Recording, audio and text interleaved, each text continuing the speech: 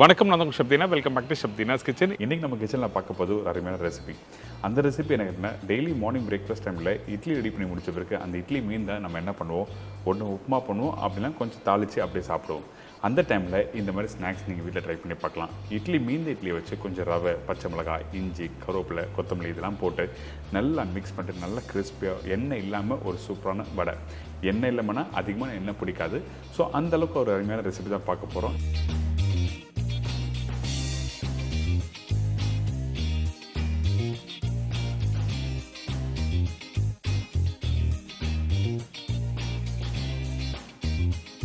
இதோட தக்காளி கொத்தமல்லி சட்னி எப்படி பண்ணுறது பார்க்க போகிறோம். இந்த மாதிரி ரெசிபிக்கு இந்த சட்னி ரொம்ப அருமையாக இருக்குங்க.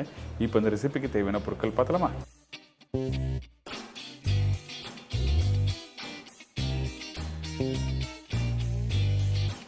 வேக வச்ச இட்லி 6 நம்பர், ரவை 100 கிராம், சின்ன வெங்காயம் 20லேருந்து 25 நம்பர், பச்சை மிளகாய் 2லேருந்து 3 நம்பர், பொடிசு நறுக்கிய இஞ்சி 3/4 டேபிள் ஸ்பூன், சீரகம் 3/4 டீஸ்பூன், கருவேப்பிலை சிறிதளவு, கொத்தமல்லி தேவையான அளவு, உப்பு தேவையான அளவு, எண்ணெய் ஃப்ரை பண்ணுறதுக்கு தேவையான அளவு. இதாங்க இந்த ரெசிபிக்கு தேவையான பொருட்கள்.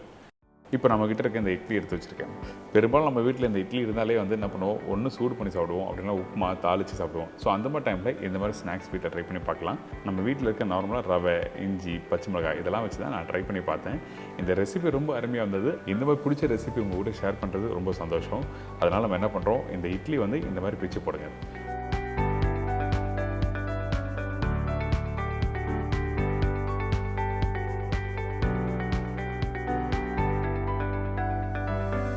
பிச்சு போட்ட பிறகு பொடிசாக கட் பண்ணி வச்சுருக்கேன். இந்த பச்சை மிளகாய் போட்டிருக்கோம். காரத்துக்கு எந்த அளவுக்கு பச்சை மிளகாய் வேணுமோ அந்த அளவுக்கு நீங்கள் போட்டுக்கலாம். நான் 2லேருந்து 3 நம்பர் சொல்லியிருக்கேன். அதே மாதிரி தான் சின்ன வெங்காயம். இந்த சின்ன வெங்காயம் கட் பண்ணும்போது ரொம்ப பொடிசாக கட் பண்ணால் கொஞ்சம் பெருசாக கட் பண்ணி போடுங்க. அப்போ தான் சாப்பிடும்போது நல்லாயிருக்கும். இதுக்கு பிறகு ஃப்ளேவருக்கு சீரகம் போட்டிருக்கோம், பொடிசாக கட் பண்ணி வச்சுருக்கேன், இஞ்சியும் போட்டிருக்கோம். இதுக்கப்புறம் ரவை போடுறோம். இந்த ரவை எதுக்காக இந்த இட்லியோட மிக்ஸ் பண்ணுறோம் கேட்டால் காரணம் இருக்குது. நல்லா முறுமுறுன்னு வரணும்னா ரவை இருந்தால் மட்டும்தான் நல்லா கிறிஸ்பியாக வரும். அந்த ஒரு காரணத்துக்காக நம்ம ரவையும் போட்டுடுறோம். அதுக்கப்புறம் பொடிசாக கட் பண்ணி வச்சுருக்க கொத்தமல்லியே தாராளமாக போடுறோம். அதுக்கு பிறகு கொஞ்சம் பச்சை கருவேப்பிலையை நல்லா பிச்சு போடுங்க. இதோட கொஞ்சம் உப்பு போட்டு நல்லா மிக்ஸ் பண்ண ஆரம்பிக்கிறோம்.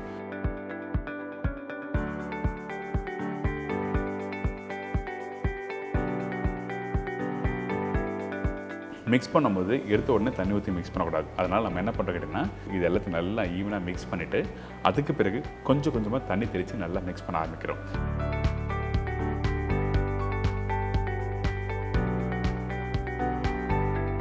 மிக்ஸ் பண்ணும்போது எந்த அளவுக்கு தண்ணி யூஸ் பண்ணு கேட்டிங்கன்னா, கையில் எடுத்துன்னா கொஞ்சம் கெட்டியான பக்குவம் வரணும். அதாவது ஒட்டாத அளவுக்கு இருக்கணும். அதே டைமில் ரொம்ப லூஸாகவும் வரக்கூடாது.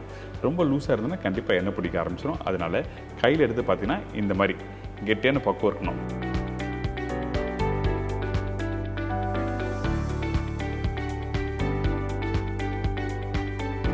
இந்த வடை தட்டும் போது உங்களுக்கு என்ன சைஸில் வேணுமோ நீங்கள் பிடிச்சிக்கலாம்.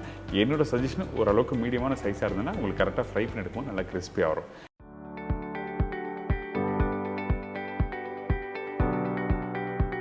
இந்த மாதிரி உள்ளங்கையில் வச்சு நல்லா தட்டிட்டு அதுக்கு பிறகு ஒரு விரல் வச்சு சின்னதாக ஓட்டை போட்டு ஃப்ரை பண்ணி எடுத்தீங்கன்னா ஒரு சூப்பராக வடை ரெடி.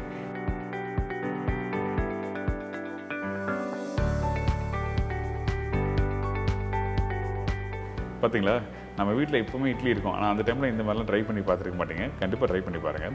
இந்த மாதிரி சின்ன சின்ன ஸ்நாக்ஸ் ரெசிபிலாம் நம்ம வீட்டில் இருக்க பொருளை வச்சு நம்ம பண்ணலாம். ஆனால் ஞாபகத்துக்கு வராது. அதனால தான் இன்றைக்கி இந்த ரெசிபி நான் கொடுத்துருக்கேன். இந்த மாதிரி கரெக்டான பக்குவத்தில் சீரகம் ரொம்ப முக்கியம். இஞ்சி, பச்சை மிளகாய், கொத்தமல்லி, அதுக்கப்புறம் இந்த வெங்காயம். இந்த வெங்காயம் நீங்கள் சாப்பிடும்போது ஹைலைட்டாக இருக்கும் ஃப்ரை பண்ணி முடிச்ச பிறகு. ஏன்னா நல்லா நறுக்குன்னு இருக்கும். இப்போது சூடாக இருக்க நிலை 1 by 1 போட்டு ஃப்ரை பண்ண ஆரம்பிக்கிறோம். ஃப்ரை பண்ணும்போது அந்த எண்ணெய் நல்லா சூடாக இருக்கணும். அப்போ தான் உங்களுக்கு என்ன ஆகிட்டுன்னா அந்த வடையில் எண்ணெய் பிடிக்காது. ரொம்ப நேரம் வேக வைக்கணும் அவசியமே இல்லை. எதுக்காக கேட்டால் நம்ம ஆல்ரெடி ஸ்டீம் பண்ண பொருள் தான் இதில் யூஸ் பண்ணுறோம். பருப்பே இல்லாமல் இந்த மாதிரி வடையை நீங்கள் வீட்டில் ட்ரை பண்ணி பார்க்கலாம். நார்மலாக வீட்டில் வடை பண்ணிட்டீங்கன்னா பருப்பு ஊற வைக்கணும், அரைக்கணும், அதுக்கு பிறகு மசாலா போட்டு மிக்ஸ் பண்ணி பண்ணியிருப்பீங்க. இன்றைக்கி ஒரு சூப்பரான ஸ்டைலில் இந்த லெஃப்ட் ஓவர் இட்லி வச்சு வடை எப்படி பண்ணுறது சொல்லி கொடுத்துருக்கேன்.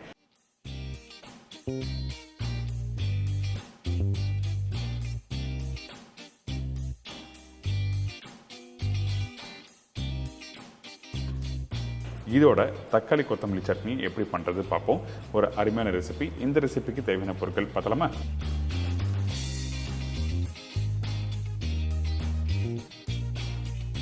தக்காளி 6 நம்பர், நறுக்கிய கொத்தமல்லி ஒரு கைப்பிடி, இஞ்சி 50 கிராம், பூண்டு 10 பல்லு, பச்சை மிளகாய் 2 நம்பர், கருவேப்பிலை தேவையான அளவு, முழுதனியா 3/4 டேபிள் ஸ்பூன், வேர்க்கடலை 1 டேபிள் ஸ்பூன், உளுத்தம்பருப்பு 1 டேபிள் ஸ்பூன், கடலைப்பருப்பு 3/4 டேபிள் ஸ்பூன், காய்ந்த மிளகாய் 10லேருந்து 12 நம்பர், சீரகம் 1/4 டீஸ்பூன், மஞ்சத்தூள் சிறிதளவு, உப்பு தேவைக்கேற்ற, நெல்லெண்ணெய் குக் பண்ணுறதுக்கு தேவையான அளவு. இதாங்க இந்த ப்ரிப்பரேஷன் தேவையான பொருட்கள். ஃபஸ்ட்டு நம்ம என்ன பண்ணுறோன்னா, ஒரு மண்சட்டியில் நம்மக்கிட்ட இருக்க இந்த முழுதனியா, வேர்க்கடலை, சீரகம், உளுத்தம்பருப்பு, கடலைப்பருப்பு. இந்த உளுத்தம்பருப்பும் கடலைப்பருப்பு ரேஷியோ ரொம்ப இம்பார்ட்டன்ட். அதிகமாக போகக்கூடாது. உளுத்தம்பருப்பு அதிகமாக போட்டிருப்பேன், கடலைப்பருப்பு கம்மியாக போட்டிருப்பேன். அதே டைமில் இந்த குவான்டிட்டிக்கு 1 டேபிள் ஸ்பூன் உளுத்தம்பருப்பு போதும். இதுக்கப்புறம் காஞ்ச மிளகாய், அதுக்கப்புறம் கருவேப்பிலை இதெல்லாம் போட்ட பிறகு ஸ்லோ ஃப்ளேமில் நல்லா வறுத்துருங்க. ஹை ஃப்ளேமில் வச்சு பண்ணும்போது கலர் மாறுமே தவிர, ஆனால் அந்த கடலைப்பருப்பு உளுத்தம்பருப்பு நல்லா முறுமுறுன்னு வராது. அதாவது நீங்கள் வாயில் போட்டுனா கடக்கு முடக்குன்னு இருக்கணும்.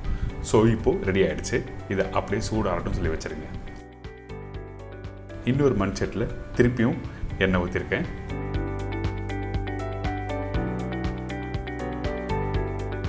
அதுக்கப்புறம் பூண்டு, இஞ்சி, கருவேப்பிலை இதெல்லாம் போட்ட பிறகு பச்சை மிளகாய் போட்டிருக்கேன். சில பேருக்கு பச்சை மிளகாய் சாப்பிட்றதுக்கு பிடிக்காது சொல்லுவாங்க. அந்த டைமில் நீங்கள் காஞ்ச மிளகாய் குவான்டிட்டி இன்க்ரீஸ் பண்ணிக்கலாம். காரம் வேணா ஒன்று பச்சை மிளகாய், அப்படி இல்லைன்னா காஞ்ச மிளகாய். இதெல்லாம் போட்டு லைட்டாக வதக்கிட்டு அதுக்கப்புறம் மஞ்சத்தூள், உப்பு,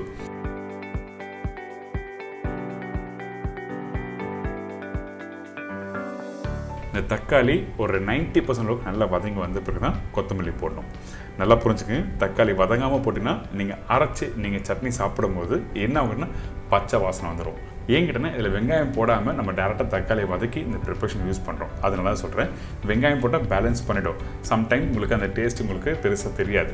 அதனால தான் தெளிவாக சொல்கிறேன். தக்காளி நல்லா வதக்கி முடித்த பிறகு இந்த கொத்தமல்லி போட்டிருக்கேன். கொத்தமல்லி போட்டு ஒரு 2 நிமிஷம் நல்லா வதக்கிட்டு எடுத்திங்கன்னா இந்த மாதிரி வந்திருக்கும். நல்லா சூடாகட்டும். அதுக்கு பிறகு நம்ம என்ன பண்ணுறோம் கேட்டிங்கன்னா, ஏற்கனவே ரெடி பண்ணி வச்சுருக்க இந்த கடலைப்பருப்பு, உளுத்தம்பருப்பு, வேர்க்கடலை மசாலா இதை ஃபஸ்ட்டு மிக்சியில் போட்டு நல்லா பவுடர் பண்ணுங்க.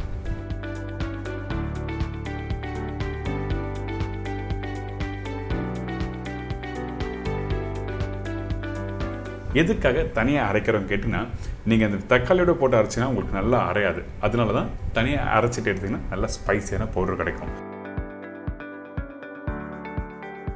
இதில் கொஞ்சமாக உப்பு போட்டு நீங்கள் இட்லிக்கு தொட்டு கூட சாப்பிட்லாம். உங்களுக்கு ஆப்ஷன் கொடுத்துருக்கேன், வேணால் ட்ரை பண்ணி பாருங்கள்.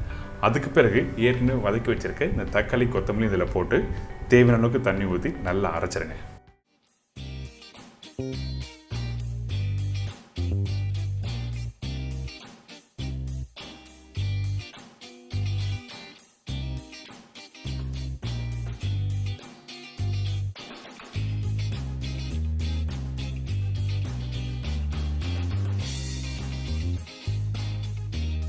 அரைச்சி முடிச்ச பிறகு இந்த மாதிரி எடுத்து சர்வ் பண்ண ஒரு அல்டிமேட்டான தக்காளி கொத்தமல்லி சட்னி. எனக்கு இன்றைக்கி நம்ம கிச்சனில் இட்லி வச்சு எப்படி வடை பண்ணுறது பார்த்துருப்போம். அதே மாதிரி தக்காளியும் கொத்தமல்லி வச்சு ஒரு சூப்பரான சட்னி கொடுத்துருக்கேன்.